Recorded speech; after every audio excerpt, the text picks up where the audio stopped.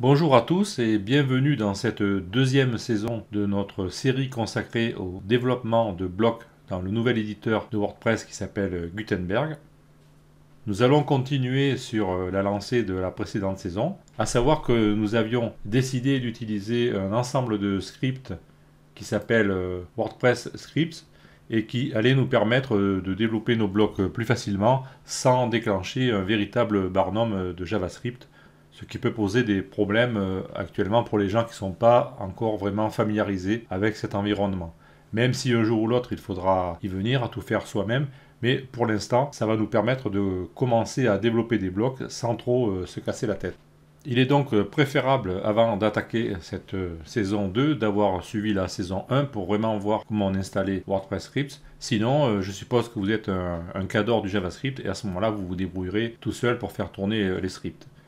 Alors, ce que nous allons faire, nous allons créer un bloc, bien sûr.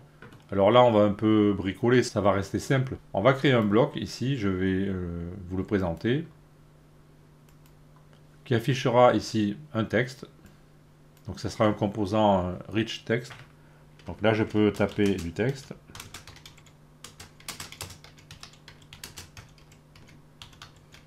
Comme ceci. Étant donné que c'est un composant rich text, on pourra appliquer un certain formatage. Par exemple ici mettre des caractères en gras. Ici mettre des caractères en italique.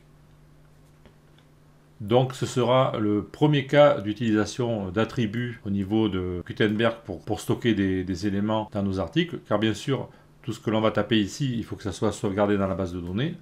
Donc le premier attribut que nous créerons dans notre code concernera ce texte. Ensuite, nous allons rajouter la possibilité de jouer sur le centrage du texte avec ces boutons que nous rajouterons aussi à partir d'un composant. Et la valeur du centrage du texte, à savoir gauche, centre, droit, sera stockée dans un deuxième attribut au niveau de notre bloc Gutenberg. C'est-à-dire que quand nous allons sauvegarder l'article et le réouvrir 15 jours plus tard ou l'afficher sur le site 3 mois plus tard, le contenu sera conservé. Ensuite, nous allons rajouter un troisième champ, on va dire, ici. Ça sera une phrase avec un lien. Ici, nous avons le texte « Pensez à vous abonner à notre newsletter ». Et là, nous avons un lien. Et la cible de ce lien, c'est-à-dire l'attribut href de la balise A, pourra être saisi ici dans cette zone. Par exemple, je peux taper http www.google.fr et lorsque j'enregistrerai mon article, à ce moment-là, l'URL que j'ai tapé ici sera relié à ce lien. Je peux le vérifier en inspectant ici l'élément. Je vois bien que j'ai le lien http google.fr. D'ailleurs, je l'ai mal tapé.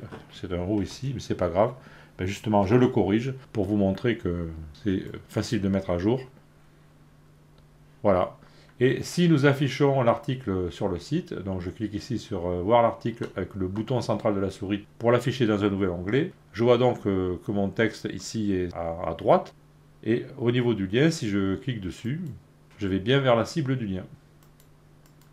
Donc voici ce que nous allons faire. Nous allons écrire tout le code complet pour faire ceci. Alors bien sûr, ce n'est pas un bloc d'une originalité fracassante. En fait, nous réinventons des choses qui existent déjà, mais dans cette saison, c'est un peu un apprentissage. Comme on le dit, avant de courir, il faut apprendre à marcher. Donc là, on va faire des choses simples. Et dans une prochaine saison, je vais essayer de vous concocter un bloc plus complet et plus compliqué, et avec une utilité plus évidente. Voilà, donc les choses sont présentées. Je vous donne rendez-vous dans la vidéo suivante pour commencer à coder notre nouveau bloc. A tout de suite.